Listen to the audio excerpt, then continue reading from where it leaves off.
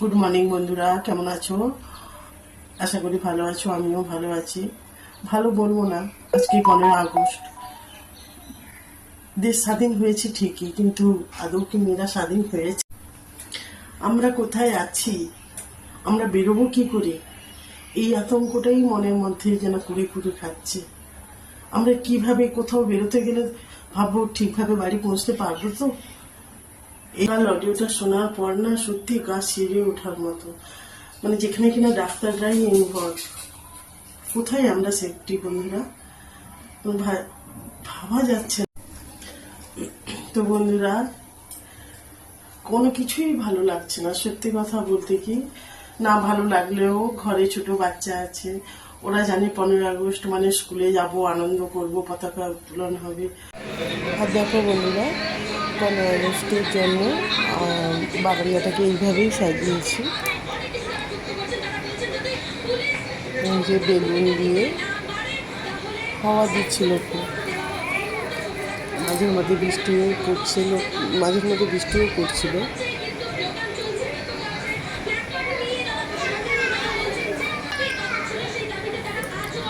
এইভাবেই সাজিয়েছি। কেমন লাগছে বন্ধুরা জানাবে। ছেলেকে যখন স্কুলে ছাড়তে যাচ্ছে নিচ থেকে, তখন এই ছবিটা নিলাম। বাইরে থেকেও খুব ভালো লাগছে দেখতে। স্কুলে পৌঁছে গেলাম। তেরাঙ্গা পতাকা ওড়ে নিশান, আকাশে আকাশে বাজে নিশান, কণ্ঠে এগিয়ে যাবার গান করেছি উচ্চারণ, বন্দে মাতরম, বন্দে মাতরম। তেরাঙ্গা পতাকা ওড়ে নিশান, আকাশে আকাশে বাজে নিশান, কণ্ঠে এগিয়ে যাবার গান করেছি উচ্চারণ, বন্দে মাতরম, বন্দে মাতরম।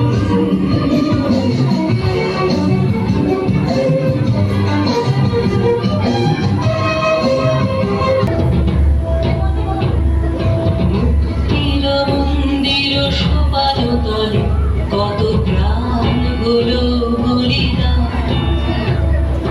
লেখা আছে অশ্রু ঝরে। মুক্তির মন্দির সোপান। দেখো, স্কুল থেকে এসে একটু ছেলে খাওয়া দাওয়া করে ও একটু ড্রয়িং করতে বসলো। ততক্ষণে আমিও একটু কাজ সেরে রান্নাবান্না সেরে নেবো। ভাত হয়েছে, একটা ফুট হয়ে যাবে, চালটা ফুটতে খুব দেরি করে, তার জন্য একটা ফুট হয়েছে, আমি বন্ধ করে দিয়েছি। তারপর ঠিক আবার 15-20 মিনিটের পরে আবার চালালে অনেকটাই, মানে কি গ্যাসও সেভ হয় আর অনেকটা ভাতও অনেকটা হয়ে আসে। জাস্ট একবার ভালো করে ফুটিয়ে নামিয়ে দিলে, গড়িয়ে নিলে হয়ে যাবে।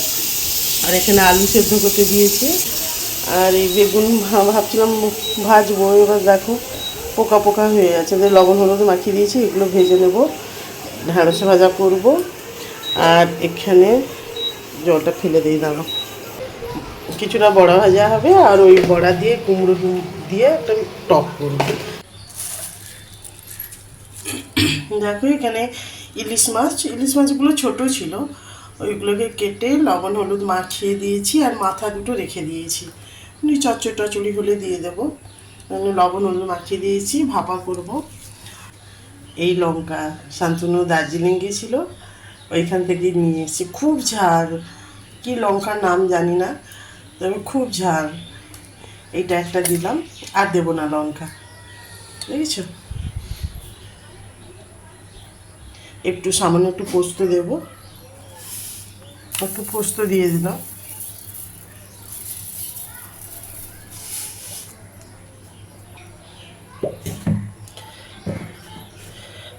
পোস্ত বাটা হয়ে গেছে, এই যে সর্ষে পোস্ত কাঁচা লঙ্কা বাটা হয়ে গেছে। এবারে এই মাছগুলো এরই মধ্যে দিয়ে ম্যারিনেট করে নেব। ও তার আগে আমি পোস্তটা ছেঁকে নিই।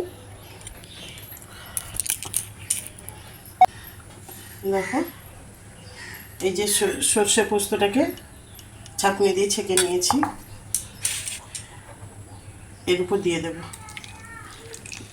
আমি আমার মতো ভাপা, অনেকের মতো করে করেন, আমি কিভাবে করি ওইটাই তোমাদের সঙ্গে শেয়ার করছি। এই দেখো একটু সর্ষের জল আছে, এতটা লাগবে না, তো ওইটা বাটিটা ধুয়ে দিয়ে দেবো। একটু ম্যারিনেট করে নিই, মাখিয়ে নিয়ে একটু।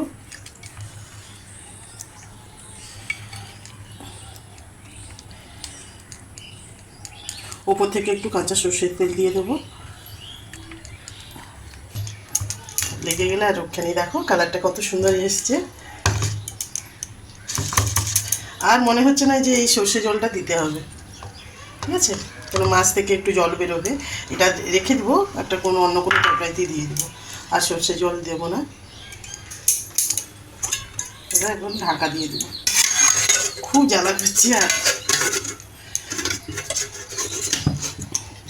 এখন থাক, একটু পরে আমি বসে দেবো। এটাকে একটা কৌটোতে ঢাকা দিয়ে রেখে দিই, কোনো তরকারি করলে তাতেই দিয়ে দেবো, কেন বেশি সর্ষে হয়ে গেলেও ওটা ভালো লাগে না।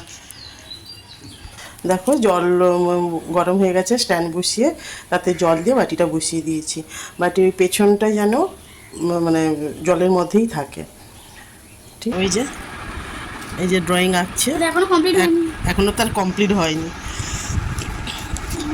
আর যেটা এঁকেছিলি, যেটা ওইটা যেটা কালকে রাত্রে আঁকবি, ওটা এই তো কোথায় আছে? এই যে তার ড্রয়িং বই।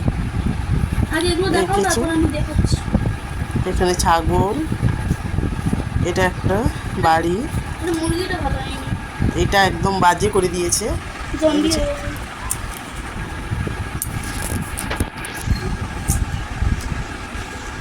দাও, বাসাটা আরো বাজে। না ভালো হয়েছে, কেন বাজে করতে করতে তোমার হাতটা সেট হবে, হয়েছে।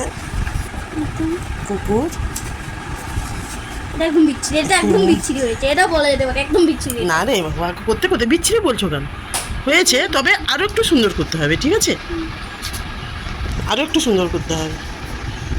ফ্রুটস, কলা গাছ, কলার কাছে এত বড় কলা ছবি দিয়েছে, আর রাখতে কতটুকু দিয়েছে। হ্যাঁ এই ছোট্ট জায়গার মধ্যে এঁকেছে। তাও ভালো হচ্ছে বন্ধু। হাতি, এটা জাহাজ, গরু, তারপরে নিয়ে আর পরে এটা হচ্ছে।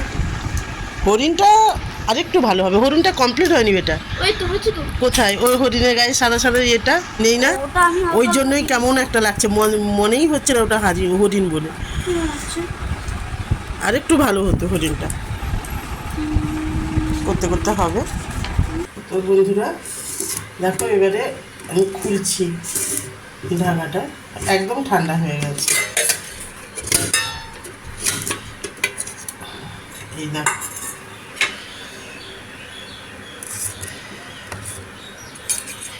দেখেছ, ইলিশ মাছের ভাপা রেডি, মাছ একদম সেদ্ধ হয়ে গেছে, বুঝেছো। আমি তোমাদেরকে একটা জায়গায় তুলে দেখাচ্ছি, ঠিক আছে, এই দেখো। তো বন্ধুরা কেমন লাগলো আমার এই ইলিশ মাছের ভাপা, তোমাদের কেমন লাগলো তোমরা অবশ্যই কমেন্টে জানাবে। তো আজ এই পর্যন্ত, আজকে আর ব্লগটা বাড়াচ্ছি না,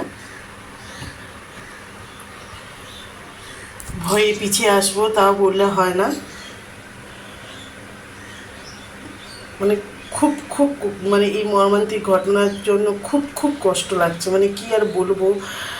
যারা পাপী তাদের জন্য ভগবান কোনোদিন ক্ষমা না করে, অবশ্যই অবশ্যই তাদের যেন শাস্তি হয়। আর প্রত্যেক বাড়ির মা বোনেরা যেন ভালো থাকে, সুস্থ থাকে। তো বন্ধুরা আর আমার আর কিছু বলার নেই, তোমরা ভালো থেকো, সুস্থ থেকো। আবার কালকে অন্য একটা ব্লগে তোমাদের সঙ্গে দেখা হচ্ছে। আজ টাটা।